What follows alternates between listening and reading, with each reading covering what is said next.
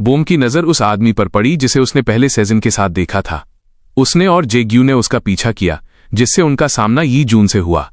यी जून पिछले 10 सालों से जे-ग्यू को ढूंढ रहा था और उनकी मुलाकात ऐसे हुई। दोनों के बीच तुरंत झगड़ा शुरू हो गया, लेकिन यूं बोम ने बीच में आकर उन्हें रोका। जब उसने यी जून से सवाल किया तो उसने खुलासा किया कि वो सेजिन का बड़ा भाई है और सेजिन घर से भागकर सियोल उसी के पास रहने आई है। कहानी अतीत में जाती है। स्कूल के दिनों में जे-ग्यू नन्हे हान-ग्योल को क्लास में लाता था, क्योंकि घर पर बच्चे को संभालने वाला कोई नहीं था, उसकी बहन भी नहीं। क्लास के बच्चे और टीचर उसे डांटते थे कि वो स्कूल के सबसे होशियार स्टूडेंट यी जून को पढ़ाई में डिस्टर्ब कर रहा है। लेकिन यी जून ने शिकायत करने के बजाय जे-ग्यू की मदद की। उसने रोते हुए बच्चे को एक झटके में चुप करा दिया। उसे इसकी आदत है, क्योंकि घर पर उसकी भी एक छोटी बहन है। इसके बाद वे अच्छे दोस्त बन गए। लेकिन यह याद एक कड़वे नोट पर खत्म होती है जब जे-ग्यू को यी जून के पैसों से भरा डिब्बा लेकर भागते हुए देखा जाता है। वापसी के रास्ते में हमारी तिगड़ी को रात में एक होटल में रुकना पड़ा, जहां सिर्फ एक फैमिली रूम बचा था। सिचुएशन तब और अजीब हो गई जब जे-ग्यू और यूं बोम कमरे में दाखिल हुए और वहां हनीमून जैसी सजावट देखी। गलत फहमी से बचने के लिए बोम ने तुरंत बिस्तर से फूल हटाना शुरू कर दिया। जे-ग्यू ने अपनी शर्मिंदगी छिपाने के लिए वहीं फर्श पर एक्सरसाइज शुरू कर दी और बोम को अपने पैर पकड़ने के लिए कहा। पर इससे माहौल और भी बिगड़ गया जब दोनों एक दूसरे के बहुत करीब आ गए और तंग आकर बोम ने उसे कहा कि अगर कसरत करनी है तो होटल के जिम में जाए। बाद में जे-ग्यू के फोन पर वो औरत नाम से एक कॉल आया। बोम उसे फोन देने के लिए ढूंढने गई। स्विमिंग पूल एरिया में उसने देखा कि एक बच्चा पूल में डूब रहा है। जे-ग्यू ने तुरंत कूदकर उसे बचाया, लेकिन जब बच्चे की मां आई तो बच्चा डरा हुआ था। मां ने गलत समझा कि जे-ग्यू ने उसके बच्चे को डराया है और उसने जे-ग्यू को थप्पड़ मार दिया। इस थप्पड़ ने बोम को गहरा सदमा दिया, क्योंकि उसे अपना पुराना समय याद आ गया जब उस पर भी झूठा आरोप लगा था और उसे सबके सामने शर्मिंदा होना पड़ा था। इस बार उसने चुप न रहने का फैसला किया। उसने मैनेजमेंट से सीसीटीवी फुटेज की मांग की। वीडियो से साबित हो गया कि जे-ग्यू ने बच्चे की जान बचाई थी। मां ने अपनी गलती मानी और माफी मांगी। तब यी जून ने उस महिला से कहा कि वो बोम से भी माफी मांगे, क्योंकि सबसे पहले बोम ने ही बच्चे को देखा था और मदद के लिए बुलाया। उस रात हान-ग्योल से जिनका फोन उठाने बाहर चला गया, जिससे कमरे में बोम और जे-ग्यू अकेले रह गए। खामोशी की वजह से नींद नहीं आ रही थी। तभी जे-ग्यू ने सामने देखते हुए कहा, कितनी सुंदर है। बोम चौंक गई और शर्मा गई, ये सोचकर कि वो उसकी तारीफ कर रहा है। लेकिन जल्द ही उसे एहसास हुआ कि जे-ग्यू सियोल के तारों भरे आसमान की तारीफ कर रहा था। शर्मिंदा होकर वो सोने चली गई और फैसला किया कि वो नाटक करती रहेगी कि उसे जे-ग्यू के साथ अपना पुराना अतीत अभी भी याद नहीं आया है, ताकि जैसा चल रहा है वैसा ही चलता रहे। अगली सुबह यी जून ने उस सेलिब्रिटी औरत को फोन किया और बताया कि उसे उसकी बेटी मिल गई है।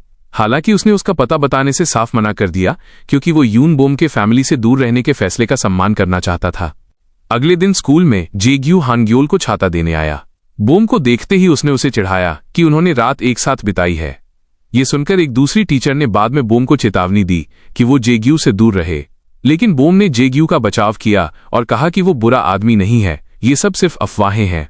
बोम को उसका साइड लेते देख टीचर हैरान हुई और बताया कि उसने जे-ग्यू को एक रोती हुई औरत के साथ देखा था, जो अपने बच्चे की एक झलक पाने के लिए गिड़गिड़ा रही थी। फिर स्टाफ रूम में बातें होने लगीं कि शायद जे-ग्यू ही हान-ग्योल का असली पिता है। बोम के मन में भी शक पैदा हुआ। उसे वो औरत वाला कॉल याद आया, लेकिन आखिर में उसने खुद को समझाया कि ये उसका मामला नहीं है। घर जाते समय यून बोम ने देखा कि जे-ग्यू ड्रेनेज लाइन को तोड़ रहा है। उसने उसे डांटा कि ये पब्लिक प्रॉपर्टी है और वो अपनी मर्जी से इसके साथ जो चाहे नहीं कर सकता। लेकिन जैसे ही जे-ग्यू ने लोहे की छड़ें अलग की, यून बोम को एहसास हुआ कि जे-ग्यू दरअसल एक पपी को बचा रहा था और उसने उसे पूरी तरह गलत समझा था। पप्पी के पैर में चोट लगी थी, इसलिए वे उसे वेट के पास ले गए। पप्पी को ठंड न लगे, इसलिए उसने अपनी शर्ट उतारकर उसे ढक दिया। उसे बिना शर्ट के देखकर रिसेप्शनिस्ट उस पर पूरी तरह लट्टू हो गई। लेकिन यून बोम की नजर जे-ग्यू की पीठ पर एक गहरे निशान पर पड़ी। उसने उसके हाथ पर भी एक निशान देखा, जिसे जे-ग्यू ने छिपाने की कोशिश की, लेकिन बोम ने उसे कहा, निशान बुरे नहीं होते, वे उस दर्द का सबूत हैं जो हमने सहा है। तभी डॉक्टर ने बाहर आकर पूछा कि क्या वो हान-ग्योल का पिता है। बोम ने मना किया, लेकिन जे-ग्यू ने हाँ कह दिया, जिससे वे सारी अफवाहें सच लगने लगीं कि वह हान-ग्योल का पिता है। लेकिन अंत में पता चला कि जे-ग्यू ने पप्पी का नाम हान-ग्योल रखा था और फॉर्म भरते समय खुद को और बोम को उसका माता पिता बताया था।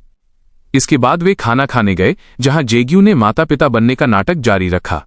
रेस्टोरेंट वाली महिला ने भी गलत समझा और सुझाव दिया कि उन्हें जल्द ही एक बेटी भी कर लेनी चाहिए। जेग्यू ने इस गलतफहमी का पूरा मजा लिया, लेकिन बोम ने महसूस किया कि उसने जेग्यू को शुरू से ही पूरी तरह गलत समझा है। इसलिए उसने जेग्यू से पूछा कि क्या वे कल शाम को ड्रिंक्स के लिए मिल सकते हैं और बाद में अकेले उसके पावर प्लांट भी जा सकते हैं। जून जेग्यू के घर गया और वहां हान ग्योल के ढेरों अवार्ड्स देखे। उसे समझ आया कि सेजन के लिए मुकाबला कितना मुश्किल रहा होगा। जेग्यू ने वो पैसे लौटा दिए जो उसने अतीत में लिए थे, बल्कि उसने लिए गए पैसों से 3 गुना ज्यादा वापस किए। लेकिन यी जून ने कहा कि उसे पैसे नहीं, माफी चाहिए। सेजिन घर लौटी और उसने अपने भाई को बताया कि वो क्लास में फर्स्ट आकर हान ग्योल को हराना चाहती है। यी जून ने भी जिक्र किया कि वो भी उसी परिवार के एक सदस्य से बदला लेना चाहता है, लेकिन उसने अपनी बहन को इसका कारण नहीं बताया। अगले दिन जेग्यू के वर्कर ने उसे सुझाव दिया कि अगर बोम उसमें दिलचस्पी रखती होगी तो वो खुद को सुंदर बनाने में रोज से ज्यादा मेहनत करेगी। जब शाम को वे मिले तो बोम बहुत खूबसूरती से तैयार होकर आई थी। उसने अपने हाथों से मीट रैप बनाया और जेग्यू को खिलाया।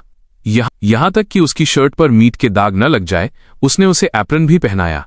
अचानक इतना प्यार देखकर जेग्यू पूरी तरह कंफ्यूज हो गया, लेकिन साथ ही वो शर्म से लाल भी हो रहा था।